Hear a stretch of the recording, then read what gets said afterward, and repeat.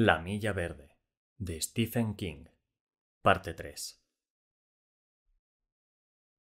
Como supondréis, no descubrí todo aquello durante una única y calurosa tarde de octubre en la sofocante biblioteca de la prisión, leyendo una pila de periódicos guardados en una caja de naranjas. Pero aquel día averigüé lo suficiente para pasar la noche prácticamente en vela. Cuando mi esposa se levantó a las 2 de la madrugada y me encontró sentado en la cocina, bebiendo leche y liándome un cigarro, me preguntó qué me pasaba, y le conté una de las poquísimas mentiras que le diría en 43 años de matrimonio. Dije que había tenido otra discusión con Percy Wetmore. Era cierto, por supuesto, pero no estaba allí sentado tan tarde por ese motivo. Por lo general, era capaz de dejar los problemas con Percy Wetmore en el despacho. Bueno, olvida esa manzana podrida y vuelve a la cama, dijo. Tengo algo que te ayudará a dormir, y si lo quieres es todo tuyo. Suena bien, dije, pero será mejor que lo dejemos. Tengo una infección ahí abajo y prefiero no contagiártela. ¿Ahí abajo? Arqueó una ceja. Supongo que habrás topado con la puta equivocada la última vez que estuviste en Baton Rouge. Yo nunca había estado en Baton Rouge y jamás había tocado a una puta. Y ambos lo sabíamos. No es más que una infección de orina, expliqué. Mi madre decía que los hombres la cogen por mear cuando sopla el viento del norte. Tu madre también solía quedarse todo el día encerrada si volcaba un poco de sal, recordó mi esposa. El doctor Sadler. De eso nada, la atajé, levantando la mano. Querrá que tome sulfamidas y me pasaré la semana vomitando en todos los rincones del despacho. Ya se pasará. Pero mientras tanto creo que será mejor que Caperucita y el lobo no salgan a jugar al bosque. Me besó en la frente, justo encima de la ceja izquierda, cosa que siempre me ponía la carne de gallina. Y Janis lo sabía. Pobrecillo, como si no tuvieras bastante con lo de Percy Wetmore. Ven pronto a la cama. Lo hice, pero antes salí al patio trasero a vaciar la vejiga, no sin comprobar la dirección del viento mojando el pulgar con saliva. Rara vez olvidamos lo que nuestros padres nos enseñan de pequeños, por estúpido que sea. Mear al aire libre es uno de los placeres del campo que siempre olvidan mencionar los poetas, aunque puedo aseguraros que aquella noche no fue ningún placer. La orina me quemaba como una brasa ardiente. Sin embargo, tenía la impresión de que por la tarde había sido más doloroso, y sabía que un par de días antes había sido aún peor. Tenía la esperanza de que tal vez estuviera empezando a curarme, aunque nunca tuve una esperanza menos fundada. Nadie me había dicho que en ocasiones una bacteria atrapada en aquel sitio húmedo y cálido se toma un día o dos de descanso antes de atacar con mayor ferocidad. Me habría sorprendido que me lo dijeran. Y me habría sorprendido aún más que me dijeran que 15 o 20 años más tarde habría unas píldoras que curaban aquella clase de infección en tiempo récord. Y que, aunque esas píldoras provocaran náuseas o diarrea, casi nunca lo hacían vomitar a uno como las pastillas de sulfamida del doctor Sadler. En 1932, uno no podía hacer mucho más que esperar e intentar olvidar la sensación de que alguien te había echado gasolina dentro de la polla y luego había encendido una cerilla. Terminé la leche, volví a la habitación y por fin conseguí dormir. Soñé con niñas de sonrisa tímida y cabello ensangrentado. A la mañana siguiente, había una nota en mi escritorio, pidiéndome que pasara por la oficina del alcaide lo antes posible. Sabía de qué se trataba. Había reglas tácticas, pero importantes, y el día anterior las había pasado por alto, de modo que pospuse la visita todo lo que pude. Como acudir al médico para solucionar mi problema de vejiga, supongo. Siempre he creído que la filosofía del cuanto antes mejor está sobrevalorada. La cuestión es que no me di ninguna prisa para ir a ver al alcaide Moores. Me quité la chaqueta de lana del uniforme, la colgué en el respaldo de la silla y encendí el ventilador. Era otro día caluroso.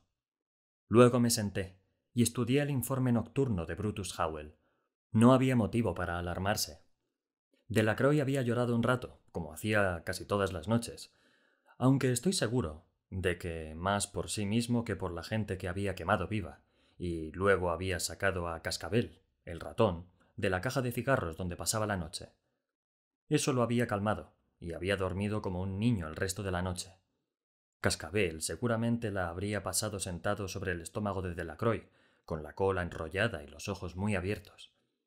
Era como si Dios hubiera decidido que Delacroix necesitaba un ángel de la guardia, aunque en su infinita sabiduría había considerado que solo un ratón podía cumplir esa función con una rata como nuestro homicida de Luisiana. Naturalmente, nada de aquello aparecía en el informe de Bruto, pero yo había hecho suficientes turnos de noche para llenar los espacios entre líneas. Había una nota breve sobre Coffey. Permaneció despierto, callado, aunque puede que haya llorado un poco. Intenté entablar conversación, pero después de recibir unos cuantos gruñidos por respuesta, me di por vencido. Quizá Paul o Harry tengan más suerte. En realidad, entablar conversación era nuestra principal misión. Entonces no lo sabía, pero ahora que lo veo desde la perspectiva de esta extraña vejez, supongo que la vejez siempre parece extraña a quien tiene que sufrirla. Comprendo que era así, y también comprendo por qué no me daba cuenta de ello entonces. Era demasiado importante para nosotros, tan vital como respirar. No era preciso que los guardias temporales supieran entablar conversación, pero era fundamental para mí, y para Harry, Bruto, Dean. Por eso Percy Wetmore era un desastre. Los presos lo detestaban, los guardias lo detestaban. Creo que todo el mundo lo odiaba, excepto sus contactos políticos, y quizá su madre.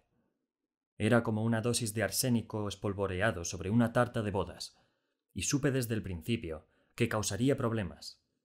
Percy era un accidente que espera el momento oportuno para producirse. En aquel tiempo el resto de nosotros nos habríamos reído de la idea de que, más que carceleros, éramos psiquiatras de los condenados. Una parte de mí todavía se ríe de esa idea, pero entonces sabíamos que debíamos entablar conversación, y que sin ella, la mayoría de los hombres que tenían que sentarse en la silla acababan volviéndose locos. Apunté la sugerencia de hablar con John Coffey, o al menos intentarlo, al pie del informe de Bruto, y luego leí una nota de Curtis Anderson, el ayudante del alcaide. Decía que muy pronto llegaría la FDE de Edward Delacroix. Anderson se equivocaba. El nombre del condenado era Edward Delacroix. Las siglas FDE significaban fecha de ejecución, y, según aquella nota, el pequeño francés recorrería el pasillo de la muerte antes de Halloween. Anderson calculaba que el 27 de octubre, y sus cálculos casi siempre eran exactos. Pero antes de aquello recibiríamos a un nuevo residente, llamado William Wharton. Es lo que llamarías un chico travieso, había escrito Curtis con su letra inclinada hacia la izquierda y algo remilgada. Salvaje y orgulloso de serlo. Ha vagado por todo el estado durante el último año, y por fin la ha hecho gorda. Mató a 3 personas en un atraco a mano armada. Una de ellas, una mujer embarazada, y a una cuarta mientras huía, un agente del Estado. Lo único que le faltó fue cargarse a una monja y a un ciego. Sonreí al leer eso último. Wharton tiene 19 años y lleva tatuado Billy el Niño en el antebrazo izquierdo. Creo, o mejor dicho, estoy seguro, de que tendrás que azotarlo un par de veces, pero ten cuidado al hacerlo. Al tipo no le importa nada. Había subrayado la última frase, y por fin concluía. Además, es probable que consiga un indulto. Ha interpuesto una apelación y tiene a su favor que es menor de edad. De modo que un muchacho salvaje que esperaba una apelación iba a pasar una temporada con nosotros. Genial. De repente el día me pareció más caluroso, y no pude seguir postergando la visita al alcaide Moores. Durante mis años de carcelero en Cold Mountain, estuve a las órdenes de 3 alcaides, y Hal Moores fue el mejor. Con mucho. Honrado, directo, carecía del rudimentario ingenio de Curtis Anderson, pero tenía la suficiente habilidad política para mantener su cargo durante aquellos años nefastos y la integridad necesaria para no dejarse seducir por los trapicheos. No ascendería de rango, pero no parecía importarle. En aquel entonces tendría 58 o 59 años y una cara de sabueso llena de arrugas con la que Bobo Marchand seguramente se habría sentido familiarizado. Tenía el cabello blanco y las manos temblorosas como si hubiera sufrido alguna clase de parálisis, pero era un tipo fuerte. Un año antes, cuando un recluso lo había atacado con una astilla arrancada de una caja, Moores había mantenido la calma, había cogido al rebelde por la muñeca y se la había retorcido con tal fuerza que los huesos crujieron como unas ramitas que crepitan en el fuego. El recluso se había arrodillado y había empezado a llamar a su madre. «No soy tu madre», le había dicho Moores, «pero si lo fuera, me recogería la falda, te mostraría el agujero por donde te parí y te mearía encima». Cuando entré en su despacho, hizo ademán de levantarse, pero le indiqué con un gesto que siguiera sentado. Tomé asiento frente a él, y lo primero que hice fue preguntarle por su esposa. Aunque en nuestra tierra, esas cosas se preguntaban de otro modo. «¿Cómo está su preciosa chica?», dije, como si Melinda tuviera 17 veranos en lugar de 62 o 63. Mi preocupación era sincera, pues su esposa era la clase de mujer a la que podría haber amado y con la que podría haberme casado si nuestros caminos se hubieran cruzado, pero tampoco me importaba distraerlo del verdadero motivo de mi visita.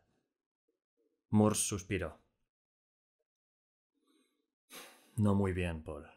No muy bien». «¿Más dolores de cabeza?». «Esta semana solo ha padecido uno, pero fue el peor de su vida. La tuvo en cama casi todo el día, y ahora siente una extraña debilidad en la mano derecha». Levantó su propia diestra, salpicada de manchas seniles. Ambos la miramos temblar unos segundos sobre el escritorio. Luego la bajó. Sé que habría dado cualquier cosa por no tener que contarme aquello, y yo habría dado cualquier cosa por no tener que oírlo. Los dolores de cabeza de Melinda habían empezado en la primavera, y durante todo el verano el médico había insistido en que eran migrañas nerviosas, quizá provocadas por el inminente retiro de Hall. Pero lo cierto era que ambos esperaban con impaciencia la jubilación de Moores, y mi esposa me había dicho que las migrañas eran un trastorno propio de los jóvenes, y que con la edad no solían empeorar, sino mejorar. Y ahora esa debilidad en la mano. A mí no me parecía que aquello tuviese que ver con los nervios. Más bien tenía la impresión de que se trataba de una maldita apoplejía. «El doctor Haverstrom quiere ingresarla en el hospital de Indianola», continuó Moores, «para hacerle algunas pruebas. Radiografías de la cabeza y vaya a saber qué más. Está aterrorizada». Hizo una pausa y añadió: «Para serte franco, yo también». «Ya, pero encárguese de que lo haga», dije. «No espere. Si es algo que puede ver en la radiografía, tal vez también puedan curarlo». «Sí», asintió, y luego, solo por un instante, el único que recuerdo en nuestra conversación, nuestras miradas se encontraron y se produjo esa clase de perfecto entendimiento que no necesita palabras. Podía ser una apoplejía, es cierto, pero también un cáncer de cerebro, y en tal caso los médicos de Indianola no podrían hacer prácticamente nada. Recordad que todo esto sucedió en 1932, cuando algo tan sencillo como una infección de orina se trataba con sulfamidas o había que resignarse a sufrir y a esperar. «Agradezco tu interés, Paul, pero ahora hablemos de Percy Wetmore». Gruñí y me cubrí los ojos con las manos. «Esta mañana recibí una llamada de la capital del estado», prosiguió el alcaide con serenidad. «Como imaginarás, estaban furiosos. Paul, el gobernador está tan cansado con su esposa que es como si no tuviese voluntad propia. No sé si me explico. Su mujer tiene un hermano que a su vez tiene un hijo. Y ese hijo es Percy Wetmore. Anoche, Percy llamó a su padre y su padre llamó a su hermana». «¿Tengo que contarte el resto?» «No», dije. «Percy se chivó. Igual que el mariquita de la clase que le cuenta a la maestra que vio a un niño y una niña amorreándose en el lavabo». «Sí», respondió Moores. «Algo así». «¿Recuerda lo que pasó cuando ingresó Delacroix?», pregunté. Percy y su maldita porra de madera. Sí, pero... Y sabe bien que de vez en cuando la mete entre los barrotes, solo por diversión. Es cruel y estúpido. No sé cuánto tiempo más podré soportarlo. Lo digo de verdad. Nos conocíamos desde hacía 5 años, un tiempo más que suficiente para dos hombres que se llevan bien, sobre todo cuando su trabajo consiste en hacer un trueque entre la vida y la muerte. Con esto quiero decir que Moores me entendía. No es que fuera a dejar mi puesto, sobre todo entonces que la depresión me rodeaba alrededor de los muros de la cárcel como un criminal peligroso, como un delincuente que no podíamos enjaular junto con los demás. Hombres mejores que yo estaban en la calle o haciendo chapuzas. Yo tenía suerte, y lo sabía. Hacía 2 años que me había desembarazado de mis hijos, ya mayores, y de la losa de 200 pavos mensuales de la hipoteca. Pero un hombre necesita comer, y su esposa también. Además, estábamos acostumbrados a enviar a nuestra hija y a nuestro yerno 20 pavos siempre que podíamos permitírnoslo. Y a veces, si las cartas de Jane parecían desesperadas, también cuando no podíamos. Mi hija era una profesora de instituto en paro, y en aquellos días eso era motivo más que suficiente para estar desesperada. Por lo tanto, uno no dejaba un empleo fijo como el mío, por lo menos si sabía mantener la sangre fría. Pero aquel otoño, yo no tenía sangre fría. La temperatura era totalmente inadecuada para la época del año, y la infección que asolaba mis entrañas había subido aún más el termostato. Y cuando un hombre se encuentra en una situación semejante... Bueno, siempre cabe la posibilidad de que sus puños piensen por él. Pero si uno le daba un puñetazo a un tipo como Percy Wedmore, más valía seguir golpeando, porque no había forma de rectificar. Aguanta, dijo Moores en voz baja. Te he llamado principalmente para decirte eso. Sé de buena fuente, de hecho, por la misma persona que me telefoneó esta mañana, que Percy ha presentado una solicitud para que lo admitan en Briar. Y lo aceptarán. Briar. Repetí. Se refería a Briar Ridge, uno de los 2 hospitales del estado, ambos nidos de víboras. ¿Cómo se las arregla ese tío? ¿Piensa pasearse por todas las instituciones del estado? Es un trabajo administrativo. Tendrá un sueldo mejor y trabajará con papeles, en lugar de tener que levantar camas en un día caluroso. Moores sonrió con malicia. ¿Sabes, Paul? Podrías haberte librado de él si no lo hubieras mandado a la sala de los interruptores con Van Hey cuando pasearon al cacique. Sus palabras me sonaron tan extrañas que no entendí a dónde quería llegar. Quizá no quería entenderlo. ¿Dónde quería que lo mandase? Pregunté. Demonios, el tipo no sabe qué hacer en el bloque. Integrarlo en la plantilla de ejecuciones... Me detuve a mitad de la frase. No podía terminar. Las posibilidades de que fastidiara aún más las cosas parecían infinitas. De todos modos, harás bien en mandarlo allí para la ejecución de Delacroix. Eso si quieres librarte de él. Claro está. Lo miré boquiabierto. Por fin comprendí a dónde quería ir a parar. Y logré articular. ¿Qué dice usted? ¿Que quiere estar lo bastante cerca para oler cómo se fríen los huevos del tipo? Moores se encogió de hombros. Sus ojos, que parecían tan dulces cuando hablaba de su esposa, cobraron una expresión cruel. Los huevos de Delacroix se freirán tanto si Wedmore está en la plantilla, como si no, dijo. ¿No es así?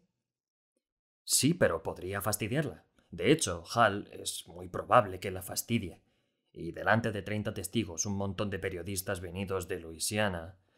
Tú y Brutus Howell os aseguraréis de que no la cague, dijo Moores. Y si lo hace, aparecerá en su informe y seguirá allí mucho después de que pierda sus contactos políticos. ¿Lo entiendes? Lo entendía. La idea me aterraba y me producía náuseas. Pero lo entendía. Quizá quiera estar presente en la ejecución de Coffey, añadió Moores. Pero si la suerte nos sonríe, tendrá suficiente con la de Delacroix. Asegúrate de que esté presente. Había planeado poner a Percy en la sala de los interruptores otra vez, y luego mandarlo a vigilar la camilla que llevaría Delacroix al furgón fúnebre, al otro lado de la calle de la prisión, pero cambié de planes sin pensármelo 2 veces. Asentí con un gesto. Tenía la impresión de que estaba corriendo un riesgo importante, pero no me importaba. Con tal de librarme de Percy, era capaz de desafiar al mismísimo diablo. Lo dejaría participar en la ejecución, ponerle el casquete al condenado e indicarle a Van Hey que le diera al interruptor. Podría contemplar al pequeño francés sufriendo la descarga que él mismo, Percy Wetmore, había preparado en persona. Que tuviera su asquerosa diversión, si eso era lo que significaba para él un asesinato impuesto por el Estado. Y que luego se marchara a Briar Ridge, donde tendría su propio despacho y un ventilador para refrescarse. Y si su tío perdía su cargo en las próximas elecciones y Percy debía descubrir qué significaba trabajar en el mundo exterior, donde no todos los tipos malos son encerrados detrás de los barrotes de una celda y donde de vez en cuando hay que agachar la cabeza, tanto mejor. De acuerdo, dije al tiempo que me ponía de pie. Lo dejaré a cargo de la ejecución de Delacroix y, mientras tanto, intentaré mantener la paz. Bien, respondió Hal, y también se incorporó. A propósito, ¿cómo va tu problema?, añadió señalando mi entrepierna con delicadeza. Un poco mejor. Me alegro. Me acompañó hasta la puerta. ¿Y qué me dices de Coffee? ¿Crees que nos dará problemas? No lo creo, respondí. Hasta el momento ha permanecido más quieto que un gallo muerto. Es raro, tiene unos ojos extraños. Pero parece tranquilo. No se preocupe por él. Naturalmente, estarás al corriente de lo que hizo. Por supuesto. Ya estábamos en la oficina contigua, donde la vieja Miss Hannah aporreaba la máquina de escribir, como venía haciendo desde el final de la era glacial. Me alegré de irme. Después de todo, la había sacado barata. Y era agradable saber que tenía posibilidades de sobrevivir a Percy. Dele recuerdos a Melinda, dije. Y no se coma el coco. Es muy probable que no tengan nada más que migrañas. Ojalá, dijo, y sus labios esbozaron una sonrisa al tiempo que me dirigía una mirada temerosa. La combinación de las dos expresiones resultaba truculenta. Regresé al bloque E a comenzar una nueva jornada. Había que leer y escribir papeles, limpiar suelos, servir comidas, preparar las actividades para la semana que viene, organizar centenares de cosas. Pero, sobre todo, había que esperar. En las prisiones, esa era la actividad fundamental. Esperar a que Edouard Delacroix recorriera el pasillo de la muerte. Esperar la llegada de William Wharton con su mueca de odio y su tatuaje de Billy el Niño. Y especialmente, esperar a que Percy Wetmore desapareciera de mi vida. El ratón de Delacroix era uno de los grandes misterios de la vida. Antes de aquel verano, nunca había visto ninguno en el bloque E, y jamás volví a ver uno después de aquel otoño, cuando Delacroix abandonó el mundo en una cálida y tormentosa noche de octubre. Lo hizo de una forma tan indescriptible que casi no me atrevo a recordar la escena. Delacroix afirmaba que había amaestrado a su ratón, que comenzó su vida entre nosotros como Willy, el del barco de vapor. Pero yo creo que era al revés. Dean Stanton y Bruto estaban de acuerdo conmigo. Ambos se encontraban allí la noche en que apareció el ratón, y, como decía Bruto, ese bicho ya estaba medio domesticado y era mucho más listo que el francés, que se creía su dueño. Dean y yo nos hallábamos en mi despacho revisando el archivo del año anterior y preparándonos para escribir cartas de seguimiento a los testigos de 5 ejecuciones, y luego cartas de seguimiento a las cartas de seguimiento, hasta sumar un total de 29. Lo que queríamos saber, fundamentalmente, era si estaban satisfechos con el servicio. Sé que suena morboso, pero era un punto importante. En su calidad de contribuyentes, eran nuestros clientes, al margen de las características peculiares del servicio. Un hombre o una mujer que acuden a una ejecución a medianoche tienen que tener una razón importante para estar allí, una necesidad especial, y para que la ejecución sirva de algo, esa necesidad debe ser satisfecha. Habían vivido una pesadilla, y el objeto de la ejecución era demostrarles que la pesadilla había terminado. Quizá diese resultado, al menos en ciertos casos. ¡Eh! Gritó Bruto desde el otro lado de la puerta, sentado tras el escritorio de guardia. ¡Eh, vosotros! ¡Venid aquí! Dean y yo nos miramos con idéntica expresión de alarma, pensando que tal vez les hubiera ocurrido algo al indio de Oklahoma. Se llamaba Arlen Bitterback, pero nosotros lo llamábamos el cacique, y Harry Terwilliger, jefe queso de cabra, porque aseguraba que olía a algo semejante. O al tipo que llamábamos el presidente. Pero de repente, Bruto se echó a reír, y los dos corrimos a ver qué pasaba. Reírse en el bloque E era casi tan irreverente como reír en misa. El viejo Tutu, el preso de confianza que en aquel entonces llevaba el carrito de la comida, había pasado con su surtido de delicias y Bruto había acumulado provisiones para la noche: 3 bocadillos, 2 gaseosas y un par de empanadillas. También había una ensalada de patatas, indudablemente robada de la cocina de la prisión, a la que se suponía que tú no tenía acceso. El registro del día estaba abierto sobre la mesa, y era un milagro que Bruto todavía no lo hubiese manchado. Claro que acababa de empezar a comer. ¿Qué? Preguntó Dean. ¿Qué pasa? Parece que este año el Estado no repara en gastos y ha contratado a un nuevo carcelero, dijo Bruto sin dejar de reír. Mirad eso. Señaló el ratón. Yo también reí, y Dean me imitó. Era inevitable, porque aquel ratón tenía exactamente el mismo aspecto de un guardia que hace su ronda cada 15 minutos. Un diminuto guardia peludo que se aseguraba de que nadie intentara escapar o suicidarse. Corría por el pasillo de la muerte en dirección a nosotros, se detenía por un instante y volvía la cabeza a uno y otro lado como si controlase las celdas. Luego avanzaba otro trecho y repetía la operación. Los ronquidos de los presos, que dormían profundamente a pesar de nuestras carcajadas, hacían que la situación pareciera aún más cómica. Era un ratoncito marrón perfectamente vulgar, excepto por su forma de vigilar las celdas. Incluso se escabulló dentro de un par de ellas con una habilidad que seguramente envidiarían los condenados pasados y presentes. Claro que a los presidiarios les interesaría salir en lugar de entrar. El ratón no entró en ninguna de las 2 celdas ocupadas, solo en las vacías, y por fin llegó muy cerca de nosotros. Yo esperaba que se volviera, pero no lo hizo. No parecía temernos en absoluto. No es normal que un ratón se acerque a la gente de ese modo, observó Dean con cierto nerviosismo. Quizá tenga la rabia. ¡Vaya! Exclamó Bruto masticando un bocadillo de carne enlatada. El gran experto en ratones. El maestro de los ratones. ¿Acaso ves que le salga espuma de la boca? Ni siquiera le veo la boca, respondió Dean, y volvimos a reír. Yo tampoco podía verle la boca, pero sí las pequeñas cuentas oscuras de los ojos, que no parecían enajenados ni rabiosos. De hecho, el ratón tenía una mirada curiosa e inteligente. He acompañado a la muerte a hombres que, a pesar de su alma supuestamente inmortal, eran más tontos que aquel ratón. El ratón avanzó por el pasillo y se detuvo a menos de 1 metro de distancia del escritorio de guardia, que no era un mueble bonito, como quizá imagináis, sino una mesa similar a las que usaban los profesores del instituto local. Al llegar a aquel punto, se sentó con la cola enroscada entre las patas, tan elegante como una anciana que se acomoda la falda. De repente, dejé de reír y sentí que un frío extraño me calaba a los huesos. Me gustaría decir que no sé por qué tuve esa sensación. A nadie le gusta explicar algo que hace que se sienta o parezca ridículo.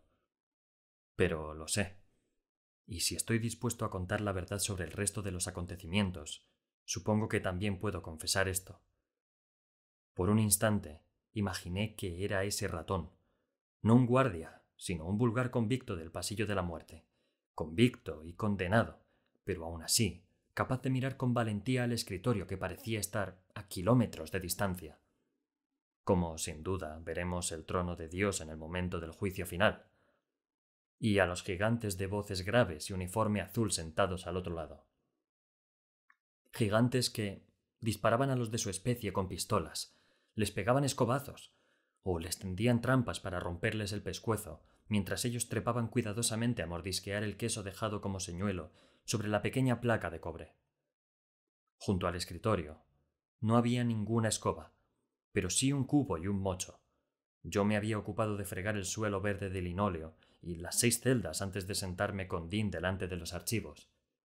Noté que Dean estaba a punto de echar mano al mocho, y le cogí la muñeca justo cuando sus dedos rozaban el delgado mango de madera. «Déjalo en paz», dije. Dean se encogió de hombros y retiró la mano. Tuve la sensación de que tenía tan pocas ganas de espantar al ratón como yo.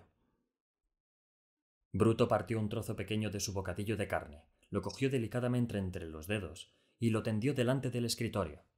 El ratón miró hacia arriba con mayor interés, como si supiera exactamente de qué se trataba. Quizá lo supiera, pues lo vi mover los bigotes y arrugar el hocico. «¡No, Bruto!», exclamó Dean, y se volvió hacia mí.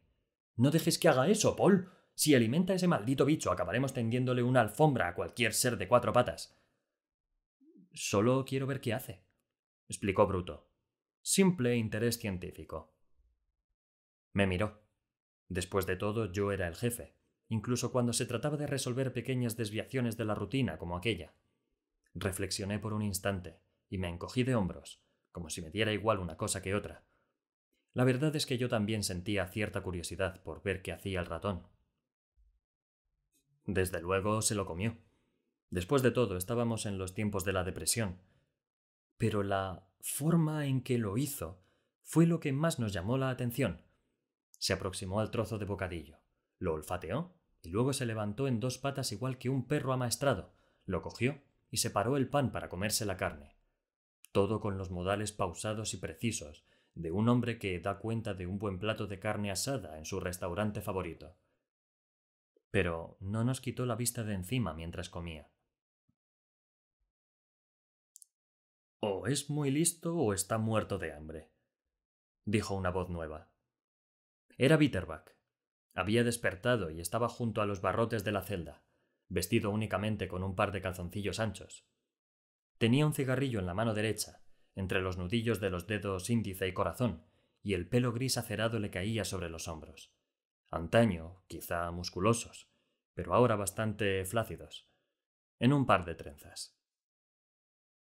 «¿Conoces algún sabio proverbio indio sobre los ratones, cacique?», preguntó Bruto mirando comer al ratón.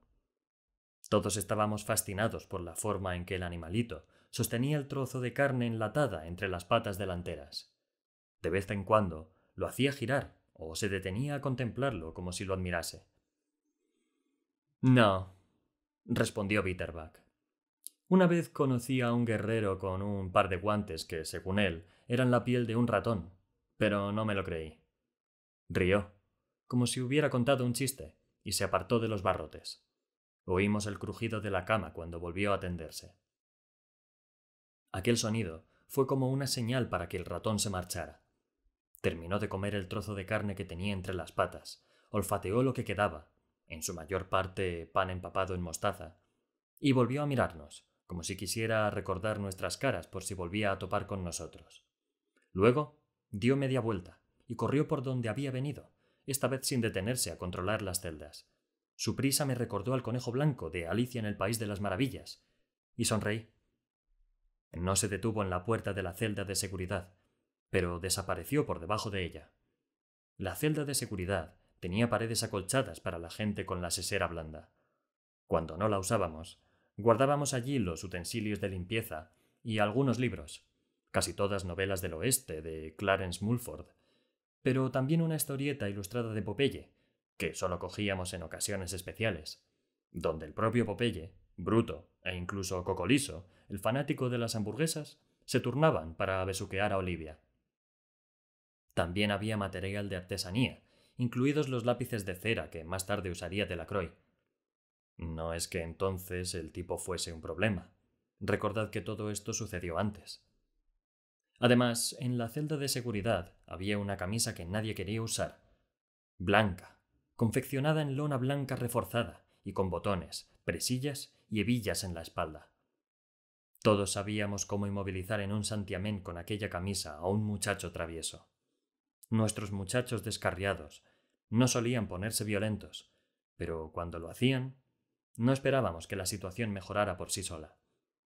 Bruto abrió el cajón del escritorio y sacó el libro encuadernado en cuero con la palabra «Visitas» grabada en letras doradas en la tapa. Por lo general, aquel libro permanecía meses enteros dentro del cajón.